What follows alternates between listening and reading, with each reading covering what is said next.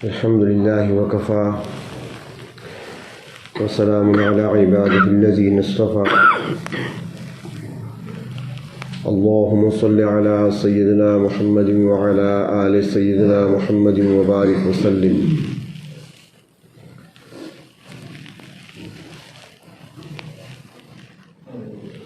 اللہ تبارک و تعالی نے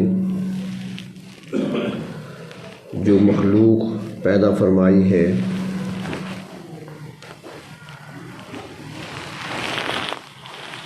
پیدا کرنے کے بعد اللہ رب العزت نے ہر مخلوق کو اتنا شعور بھی عطا فرمایا ہے، اتنی عقل بھی عطا فرمائی ہے کہ وہ اپنی عقل کو استعمال کرتے ہوئے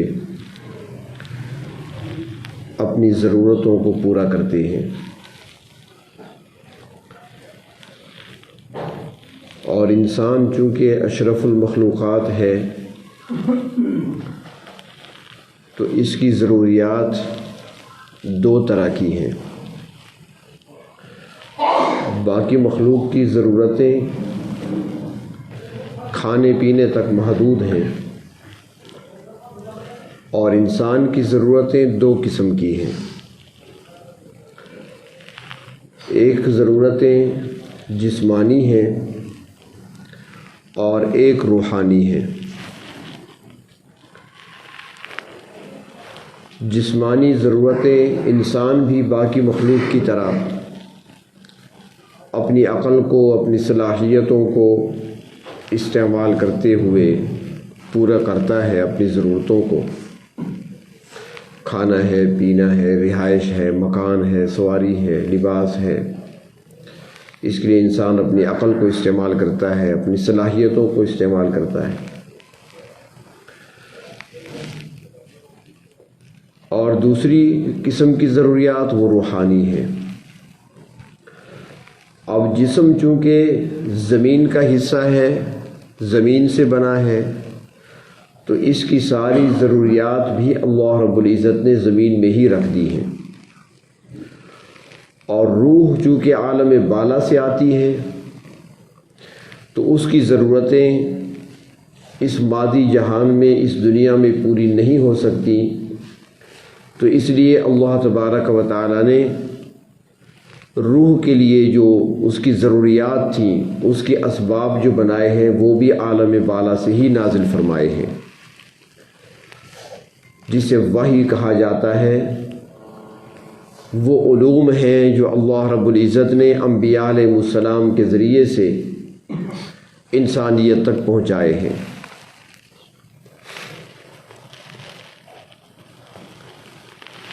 انسان کی تخلیق کا مقصد کیا ہے؟ تو وہ اللہ تبارک و تعالی نے قرآن حکیم میں خود ہی بیان فرما دیا کہ وما خلقت الجن والانس الا لیعبدون. جن و انس کو عبادت کے لیے پیدا کیا گیا ہے.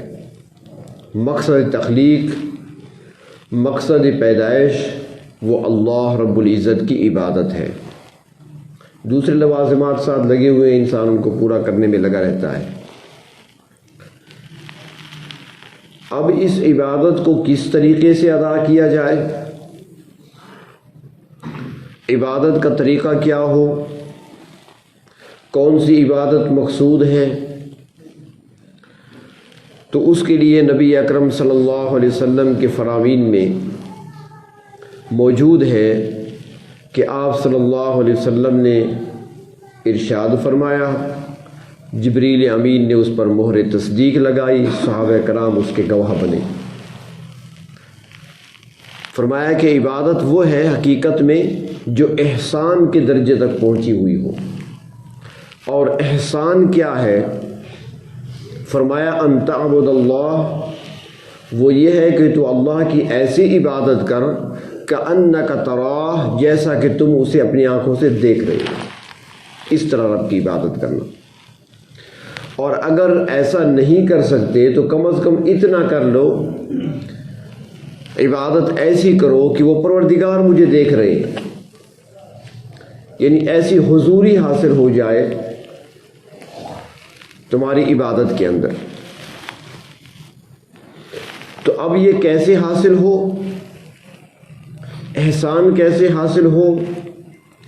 تو اس احسان کو حاصل کرنے کے لیے، مقام احسان کو حاصل کرنے کے لیے، احسان کا مرتبہ حاصل کرنے کے لیے، عبادت کا صحیح جو مقصد ہے اس کو پانے کے لیے تزکیہ نفس کو ضروری قرار دیا گیا۔ اور جیسا کہ پہلے عرض کیا تھا کہ نبی اکرم صلی اللہ علیہ وسلم جب تشریف فرما تھے اس دنیا میں تو آنے والوں کا تزکیہ ایک ہی نگاہ میں ہو جایا کرتا تھا۔ ایک ہی مجلس میں بیٹھے، صحبت ملی، محفل ملی، مجلس ملی، اس کا تزکیہ ہو گیا۔ بعد میں آنے والوں کے لیے مشکلات ہیں، تو اس کے لیے جو طریقہ اختیار کیا گیا اسی طریقے کو تصوف کہا جاتا ہے۔ آپ کو یاد ہوگا 2-3 ہفتوں سے عنوان ہمارا چل رہا ہے، کیونکہ اعتراضات ہوتی ہیں اس لیے میں ذرا کھول کر ہی عرض کر رہا ہوں تاکہ آپ کے ذہن میں ہر سوال کا جواب موجود ہو۔ یہ کوئی نئی چیز نہیں ہے، اصطلاحات نہیں ہے، مقصود پرانا ہے، منزل وہی ہے، اصطلاحات نئی ہیں، طریقے نئے ہیں، جہاں تک پہنچنا ہے منزل مقصود وہ وہی ہے، جو پہلے تھی وہ آج بھی ہے۔ تو انسان کے دل کے اندر ایسی طلب اور تڑپ پیدا کر دینا، جس طرح کہ ہمیں بھوک لگتی ہے، انسان کے اندر ایک خواہش ہے بھوک کی، تو بھوک انسان کو بےتاب کر دیتی ہے، انسان سے کام نہیں ہوتا، مشکل میں آ جاتا ہے، بلکہ جتنا بھی تھکا ہوا ہو بستر بچھا دیں اس کو نیند نہیں آئے گی، وہ کہے گا پہلے 2-4 لقمے مجھے کھانے کو دے دیجئے۔ اگر آنکھ لگے گی بھی تو آنکھ کھل جائے گی، کھانا اور کھانے کی طلب اس کو بےتاب کر دے گی، خواہش ہوگی اس کے اندر جلدی سے کچھ ملے۔ تو دل کے اندر ایسی کیفیت کا پیدا ہو جانا کہ جس طرح کھانا کھائے بغیر، کچھ پیٹ میں لقمے ڈالے بغیر انسان بے چین ہوتا ہے، چین میں نہیں رہتا جب تک کہ وہ کچھ کھا نہ لے، انسانی دل کے اندر ایسی کیفیت کا پیدا کرنا کہ عبادت کے لیے ایسی تڑپ پیدا ہو جائے کہ جو کوئی کام نہ کرنے دے جب تک وہ مقصد حاصل نہ کر لے۔ نماز کا وقت ہوا تو ایسی تڑپ پیدا ہو، جیسے کھانے کے لیے بار بار گھڑی کو دیکھتے ہیں، ٹائم ہو رہا ہے، کوئی آ کر بیٹھا ہے تو ہم سوچتے ہیں یار جلدی چلا جائے، میرا کھانے کا ٹائم ہے۔ اور عبادت کے لیے ایسی تڑپ پیدا ہو جائے دل کے اندر کہ نماز کا وقت قریب ہے، میری تلاوت کا وقت ہے، تسبیحات کا وقت ہے، اور اس طریقے سے جس طرح کھانے کے لیے بار بار گھڑی دیکھتی ہیں اور ذرا پہلو بدلتی ہیں تاکہ آنے والا اٹھ کر چلا جائے، میرا وقت ضائع ہو رہا ہے، تو عبادت کے لیے بھی ایسی کیفیت کا پیدا ہو جانا یہ مقصود ہے۔ اور اس تک پہنچنے کے لیے راستے بنائے گئے، طریقے بنائے گئے، مختلف مشائخ نے اپنے تجربات کی بنیاد پر طریقے اختیار کیے اور اپنے مریدین کو ان طریقوں پہ لگایا۔ نقشبندی حضرات ہیں، قادریہ ہیں، چشتیہ ہیں، سہروردیہ ہیں، یہ سلسلے ہیں، یہ طریقے ہیں، یہ مشائخ نے، اولیاء نے، اللہ کے نیک بندوں نے، اللہ کے ولیوں نے مقصد کو حاصل کرنے کے لیے، منزل کو حاصل کرنے کے لیے اپنے تجربات سے جو چیز دیکھی اسی کو طریقہ اور راستہ قرار دیا۔ یہ راستے ہیں، طریقے ہیں۔ اصل مقصود اللہ کی محبت کا حاصل کرنا، عبادت کی طلب اور تڑپ دل کے اندر پیدا کرنا، اور باطنی طور پر، روحانی طور پر جس طرح جسم بیمار ہوتا ہے اس کا علاج کیا جاتا ہے، اس طریقے سے روحانی بیماریاں بھی ہیں، روح کو بیماری بھی لگتی ہے، باطنی بیماری بھی ہوتی ہے، دل کی بیماری بھی ہوتی ہے۔ قرآن حکیم میں ہے فی قلوبہم مرض فزادہم اللہ مرضا، سورۃ بقرہ۔ ان کے دلوں میں بیماری ہے۔ کون سی بیماریاں تھی؟ ہارٹ اٹیک تو نہیں ہوا تھا ان کو، نہ کوئی وال بند ہوا تھا ان کا، نہ کوئی شریان بند تھی، یہ باطنی بیماریاں ہیں۔ منافقین کے دل کے اندر نفاق کی بیماری تھی، اسی کو بیان فرمایا اللہ تبارک و تعالیٰ نے۔ تو باطنی بیماریاں بھی ہوتی ہیں، روحانی بیماریاں بھی ہوتی ہیں، اور ان بیماریوں کا علاج جو کیا جاتا ہے اسی علاج کا نام تزکیہ ہے، اور اسی کا نام تصوف رکھا گیا ہے۔ صاف کر دیتی ہیں ان بیماریوں کو. یہ روحانی علاج ہے، اور روحانی علاج عالم بالا سے آیا ہے. نبی اکرم صلی اللہ علیہ وسلم کو تاکید کی گئی، تلقین کی گئی، آپ کی ذمہ داری قرار دیا گیا کہ آپ لوگوں کو تزکیہ بھی فرمائیں گے، وَتُزَكِّيهِمْ، ان کو پاک بھی کریں، تزکیہ بھی کریں ان کا. اور پھر جس کا تزکیہ ہو جائے گا فرمایا قد افلح من تزکا، کامیاب وہی ہوا جس نے تزکیہ حاصل کر لیا. کامیابی ان لوگوں کے لیے ہے. پھر اس کے لیے مشائخ نے طریقے بتائے ہیں، راستے مقرر کیے ہیں. یہ جو بیعت ہوتی ہے نا، اس کا مقصد کیا ہوتا ہے؟ کسی کے ہاتھ پہ ہاتھ رکھ کر صرف ایک رسم نبھانا مقصود نہیں ہوتا. چند ایک امور ہیں، چند ایک کام ہیں جو کرنے کے ہیں. سب سے پہلی چیز تو نیت ہوتی ہے. بیعت کرنے سے پہلے ایک نیت ہوتی ہے، اور وہ نیت یہ کہ سابقہ زندگی جو گزری ہے، جو گناہوں میں وقت گزرا ہے، اس پر ندامت ہو، شرمندگی ہو. اللہ میں کیا کرتا رہا، مجھے کیا کرنا چاہیے تھا، مجھے کس مقصد کے لیے پیدا کیا گیا، میری تخلیق کا مقصد کیا تھا، میں دنیا میں کیوں آیا اور میں کیا کرتا رہا. ندامت ہو، شرمندگی ہو، توبہ کی نیت ہو، اور آئندہ کے لیے اپنی زندگی کو نیکوکاروں والی زندگی بنا کر گزارنے کا صرف ارادہ نہیں بلکہ پختہ عزم ہو کہ جو ہو چکا سو ہو چکا، آئندہ زندگی کو ایسے برباد نہیں کرنا، زندگی کو ایسے نہیں گزارنا. اس کے بعد نبی اکرم صلی اللہ علیہ وسلم کی ہر سنت کو اپنانا. جہاں پتہ چلے یہ سنت ہے اس کو اپنا لینا، چھوڑنا نہیں، ہر سنت کو اپنانا. یہ ضروری ہے. جو حضرات اس راہ پہ آتے ہیں اس وقت تک ان کو پورا فائدہ حاصل نہیں ہوتا جب تک سنتوں پہ عمل نہ ہو. جب لوگ بیٹھے ہیں، کوئی دیکھ رہا ہے تو پھر پانی بیٹھ کر پی لیا، سنت ہے. اکیلا ہے، کوئی دیکھنے والا نہیں ہے تو کھڑے ہو کر پی لیا. یعنی ہماری خلوت اور جلوت ایک جیسی ہو جائے، ظاہر باطن ہمارا ایک جیسا ہو جائے، لوگوں کے سامنے بھی اور لوگ نہ ہوں تب بھی. لوگ ساتھ موجود ہیں تو بار بار کھڑی دیکھنا، یار نماز میری جا رہی ہے، نماز قضا ہو رہی ہے، نماز قضا ہو رہی ہے، دیر ہو رہی ہے میری. جب کوئی نہیں ہے تو خیر ہے، پھر زور کی نماز 4 بجے پڑھ لی. تو یہ مقصود ہے. تو اس لیے اس راہ پر چلنے والے سب سے پہلے سابقہ زندگی پر ندامت اور شرمندگی، توبہ کی نیت کرنا، پھر آئندہ کے لیے عزم کرنا اچھی زندگی گزارنے کا، اور پھر اس پر اپنے آپ کو کاربند رکھنا، پابندی کرنا. تیسرا سنتوں کو حاصل کرنا، جہاں سے سنت ملے، بشرط یہ کہ وہ سنت ہو، بدعت کو سنت نہ کہہ بیٹھو. کچھ لوگ تو اپنے طریقے کو بھی سنت کہہ دیتی ہیں. ایسا نہیں. کسی مستند عالم سے پتہ چلے سنت ہے، چھوٹی ہی سنت ہے، اس پر عمل کریں، چھوٹا نہ سمجھیں اسے. یعنی کام چھوٹا سا ہے بظاہر، پتہ چل گیا اس پر عمل کریں. اسی کے اندر نورانیت ہوتی ہے. سنتوں کے اندر ایک نور ہوتا ہے جو آہستہ آہستہ قلب کے اندر اترتا رہتا ہے اور پھر بالآخر اندر کو روشن کر دیتا ہے. اور سنت سے ہٹ کر تاریکی ہے، ظلمت ہے، اور پھر وہ اندھیرے اندر پیدا ہوتے ہیں. چوتھی چیز جو اذکار ملتے ہیں ان کی پابندی کرنا، اپنے وقت پر پابندی سے ان کو ادا کرنا. یہ نہیں کہ وہ سب رہ گیا چلو خیر ہے کل کر لیں گے، ایسا نہیں. ضروری سمجھنا کہ میں نے پڑھنا ہے، یہ تسبیحات میں نے پوری کرنی ہے، تلاوت کا وقت ہے، تلاوت میں نے پوری کرنی ہے، باقی اذکار ہیں ان کو مکمل کرنا ہے. صبح کو نہیں ہو سکے، دوپہر کو نہیں ہو سکے، شام کو کرنی ہے، مکمل کرنا ہے. ایک روایت میں آتا ہے حضرت عمر فاروق رضی اللہ تعالیٰ عنہ جس دن رات کے کچھ معمولات باقی رہ جاتے، نہ ہو سکتے، انسان ہے، کبھی سفر میں، کبھی تکلیف میں، مختلف حالات آتے ہیں، تو رات کی اعمال اگر رہ جایا کرتے تھے تو اگلے دن وہ زوال سے پہلے پہلے پورے کر لیا کرتے تھے. اور حدیث شریف میں بھی ایسا آتا ہے جس کا مفہوم یہی ہے کہ رات کی اعمال اگر دن کو کر لیا جائیں تو اللہ تعالیٰ وہی ثواب عطا فرمائیں گے.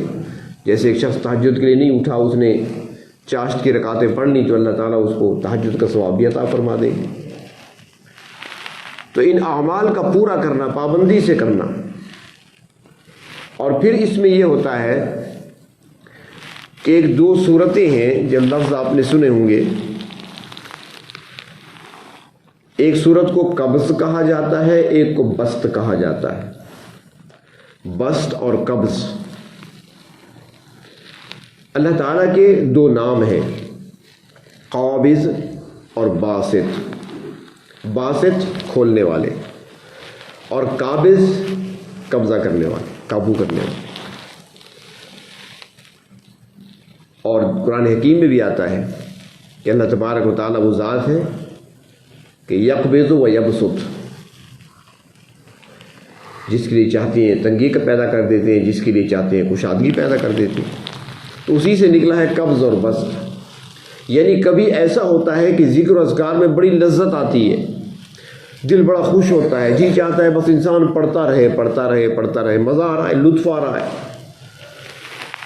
نماز میں مزہ آ رہا ہے، دل لگ رہا ہے نماز میں، رکعتیں اضافی پڑھی جا رہی ہیں، تسبیح لے کر بیٹھا ہے تو مزہ آ رہا ہے، بڑا پرسکون ماحول ہے، بڑی لذت محسوس کر رہا ہے۔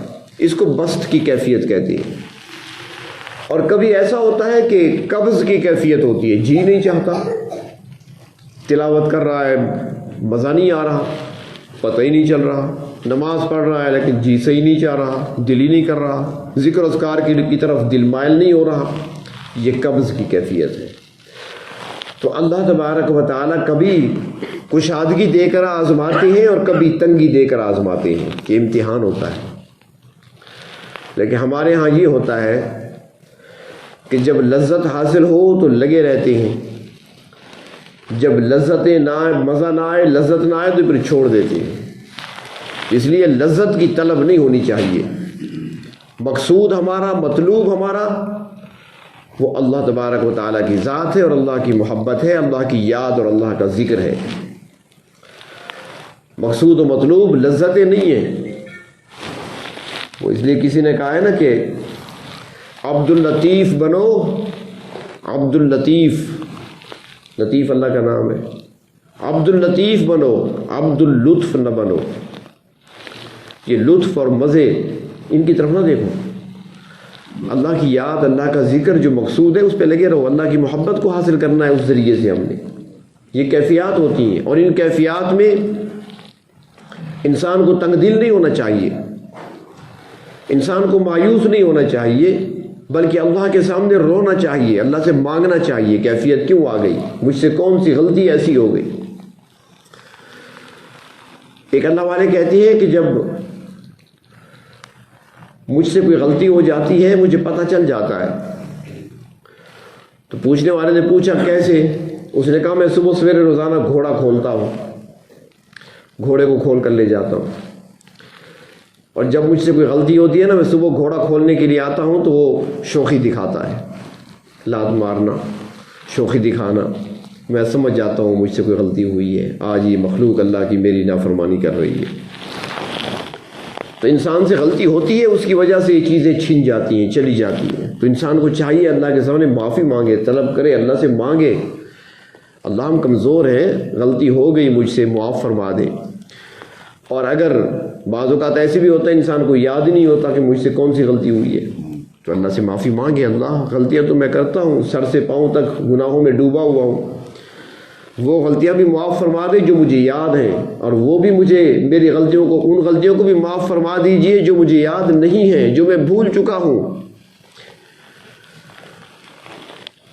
تو یہ کیفیات بھی ہوتی ہیں جب انسان محنت کرتا ہے اس راستے میں، اپنے دل پر محنت کرتا ہے اور اپنے دل کو اللہ کی یاد کی طرف لگا دیتا ہے، اور وہ کیفیات جو مقصود ہیں وہ حاصل کر لیتا ہے، یعنی وہ عبادت کی کیفیت جو احسان کے درجے تک پہنچی ہوئی، جب انسان اس کو حاصل کر لیتا ہے تو پھر اللہ تبارک و تعالی انعام فرماتی ہیں اور بصیرت عطا فرماتی ہیں، بصیرت مومنانہ۔ ایک مومن کی بصیرت بہت بڑی بات ہے، بہت بڑی چیز ہے۔ ہمارے دادا پیر شیخ التفسیر حضرت مولانا احمد علی لاہوری رحمۃ اللہ علیہ، ان کے سامنے کوئی چیز لائی جاتی نا تو دیکھ کر فرماتے تھے الگ کر لو، اس کو الگ کر لو، اس کو الگ کر لو، یہ حلال کی کمائی ہے، یہ حرام کی کمائی ہے۔ لوگ امتحان لیا کرتے تھے، بتا دیتے تھے، یہ حلال کیے، یہ حرام کیے، یہ مشکوک ہے. یہ بصیرت ہے، مومنانہ بصیرت، جس کو فراست کہا جاتا ہے، فراست مومن. حضرت بایزید بستامی رحمۃ اللہ علیہ بیٹھے ہوئے تھے. ایک شخص آیا، عیسائی تھا. اس نے کہیں پڑھا تھا کہ مومن کی فراست بہت بڑی چیز ہے، اور مسلمانوں کے پیغمبر جناب نبی اکرم صلی اللہ علیہ وسلم نے فرمایا اتقوا فراست مؤمن انہ ینظر بنور اللہ. فرمایا کہ مومن کی فراست سے بچو، وہ اللہ کے عطا کردہ نور کے ذریعے سے دیکھتا ہے. اس کو ایسی بصیرت ملی ہوتی ہے، ایسا ایک نور ملا ہوتا ہے، اس کی نظر اس کے ذریعے سے ہوتی ہے. اس کو علم غیب نہیں کہتے، یہ کیفیات اور ہیں، یہ فراست ہے. چنانچہ اس نے آ کر سوال کر دیا حضرت بایزید بستامی رحمۃ اللہ علیہ سے. اب وہ آیا کس لباس میں تھا؟ داڑھی ہے، سر پہ اس نے پگڑی باندھی ہے، مسلمانوں کی طرح لمبا جبہ پہنا ہے.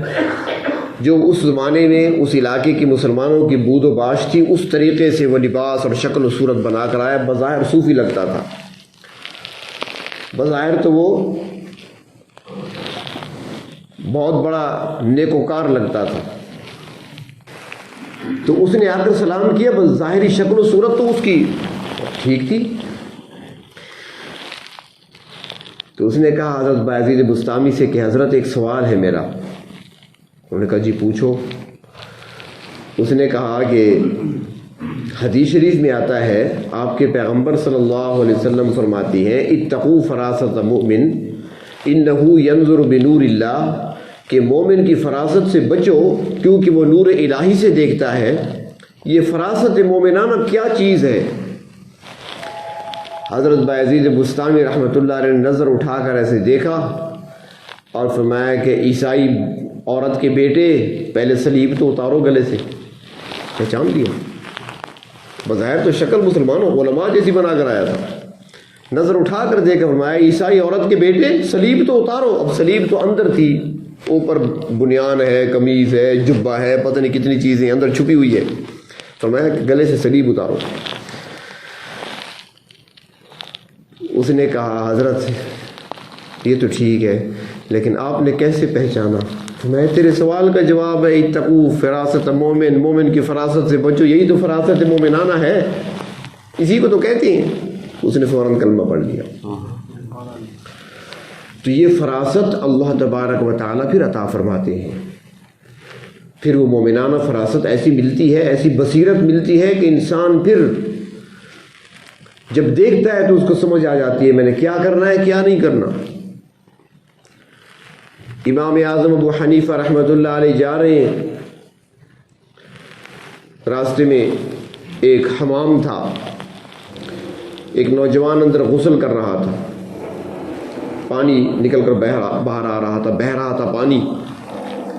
امام اعظم ابو حنیفہ رحمۃ اللہ علیہ کی پانی پر ایسے نظر پڑی، رک گئے،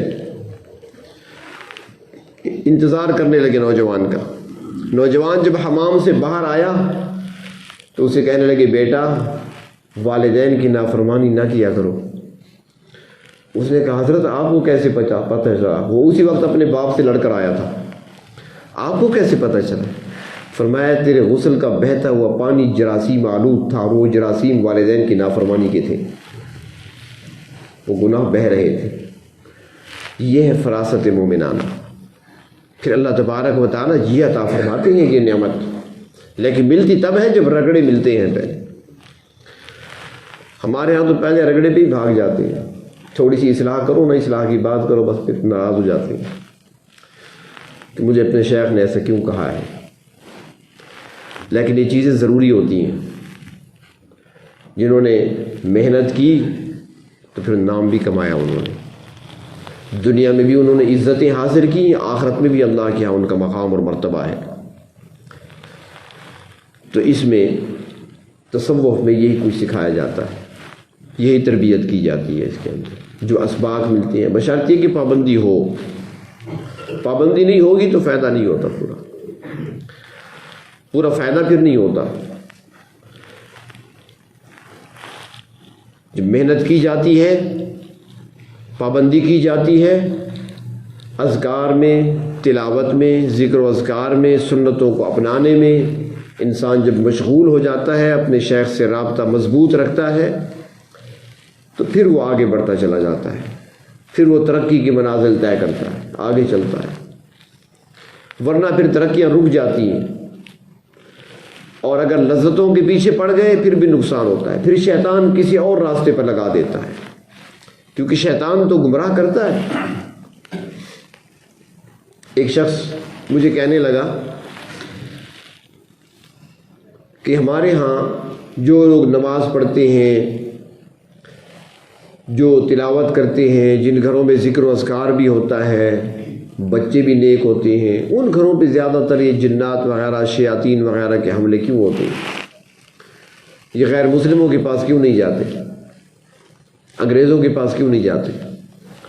میں نے اسے کہا کہ ایک سوال کے دو جواب ہیں.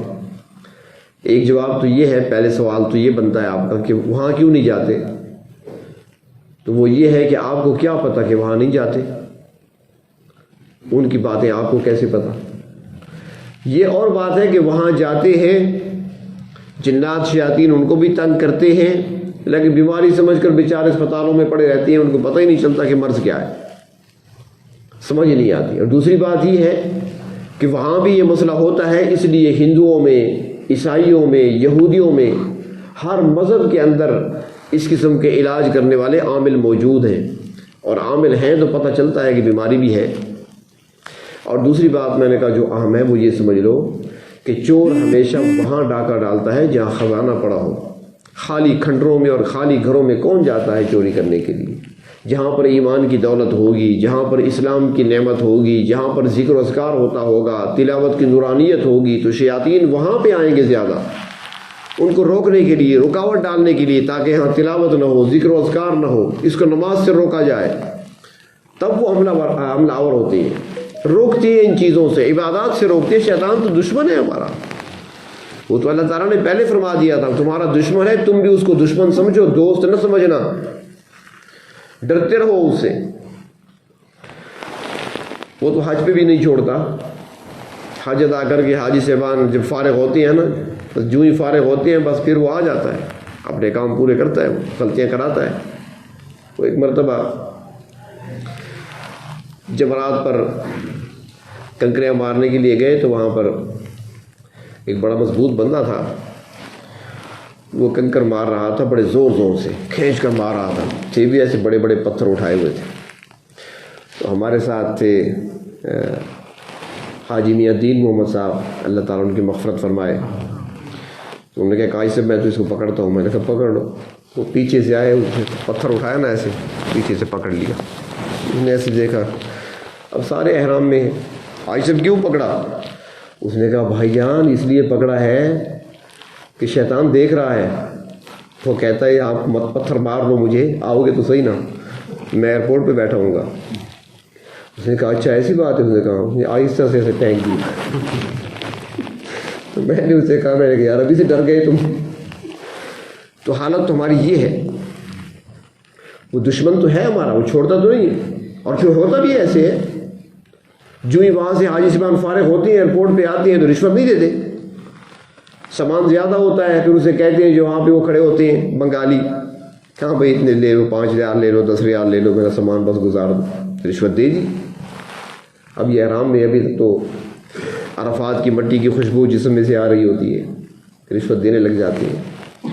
تو شیطان دشمن ہے، اس نے ہر موقع پر دشمنی کرنی ہے. وہ ہماری نیکیوں کو دیکھ نہیں سکتا، برداشت نہیں کر سکتا، وہ تو نیکیوں سے روکے گا، لیکن اسی کا مقابلہ کرنا. اور میں اکثر کہا کرتا ہوں کہ اس دنیا میں انسان اور شیطان کا آپس میں مقابلہ ہے، اور اسی مقابلے کو جیتنے پر جو انعام ملے گا اسی کو جنت کہتے ہیں. مقابلہ جیتیں گے تو انعام ملے گا. انعام کیا ہے؟ جنت ہے. اللہ نے فرما دیا مقابلہ جیتو. اب جیتنا ہے ہم نے، اور ہے بھی آسان جیتنا. کیونکہ اللہ تعالیٰ نے ہمیں تنہا نہیں چھوڑ دیا کہ خود لڑو تم، نہیں، اللہ نے فرمایا کہ قدم قدم پر مجھے بلا لیا کرو، میری مدد تمہارے ساتھ ہوگی، تنہا مقابلہ اس کا نہیں کر سکتے تم، مجھے یاد رکھو۔ اس لیے فرمایا تلاوت کے لیے بیٹھو، تعوذ پہلے پڑھو، اعوذ باللہ من الشیطان الرجیم، بیت الخلاء جانا ہو تعوذ پہلے پڑھو، اللہم انی اعوذ بک من الخبث والخبائث۔ یہ تعوذات اسی لیے ہیں کہ اللہ ہم اس کا مقابلہ نہیں کر سکتے، ہم کمزور ہیں، اپنی مدد ہمارے شامل حال فرما، اور پھر جب اللہ کی مدد شامل حال ہوتی ہے تو ہمارے قریب نہیں آ سکتا۔ لا حول ولا قوت الا باللہ فرمایا گیا کہ یہ عرش کے خزانوں میں سے اس امت کو عطا کیا گیا ہے، ہم نے قدر ہی نہیں کی، عرش کے خزانوں سے اللہ نے تحفہ دیا، لا حول ولا قوت الا باللہ۔ شیطان بھاگتا ہے اس سے، مگر جو پڑھے گا تب بھاگے گا نا، ہم پڑھتے ہی نہیں ہیں۔ جو کہتا ہے مجھے وساوس زیادہ آتے ہیں نماز کے اندر، وہ نیت کرنے سے پہلے 3 مرتبہ یا 5 مرتبہ یہ پڑھ لیا کرے، لا حول ولا قوت الا باللہ، اور پوری توجہ دھیان سے پڑھے۔ نماز کی طرف جس کی ہمت نہیں ہو رہی، اگر یہ پڑھ لے توجہ سے، نماز اپنے وقت پر ادا کرے گا۔ پھر لا حول ولا قوت الا باللہ مانا یہی ہے اس کا کہ اللہ ہم کون ہوتی ہیں، ہمارے اندر کون سی طاقت ہے، ہمارے اندر کون سی قوت ہے۔ اللہ آپ ہی کی طاقت سے سب کچھ ہوتا ہے، توفیق آپ نے دینی ہے، طاقت بھی آپ نے دینی ہے، قوت بھی آپ نے دینی ہے۔ اللہ اپنی عبادت کی طاقت قوت مجھے عطا فرما دے، مل جاتی ہے۔ تو اللہ تبارک و تعالی ہمیں بھی اس راستے پر استقامت نصیب فرمائے، اپنی محبت اور اپنی محبت کے ساتھ اپنی عبادت کی لذتیں ہمیں نصیب فرمائیں، اور جو راستہ ہے اللہ تبارک و تعالیٰ کے قرب تک پہنچنے کا، اس راستے پر ہمیں چلنے کی توفیق عطا فرمائے۔ محبت میں اپنی گما یا الہی، محبت میں اپنی گما یا الہی، نہ پاؤں میں اپنا پتا یا الہی، محبت میں اپنی گما یا الہی، نہ پاؤں میں اپنا پتا یا الہی، میرے دل سے دنیا کی الفت مٹا دے، میرے دل سے دنیا کی الفت مٹا دے، مجھے اپنا عاشق بنا یا الہی، مجھے اپنا عاشق بنا یا الہی، نہ پاؤں میں اپنا پتا یا الہی، گناہوں نے میری کمر توڑ ڈالی، گناہوں نے میری کمر توڑ ڈالی، گناہوں نے میری کمر توڑ ڈالی، میرا حشر میں ہوگا کیا یا الہی، میرا حشر میں ہوگا کیا یا الہی، نہ پاؤں میں اپنا پتا یا الہی، میرا ہر عمل بس تیرے واسطے ہو، میرا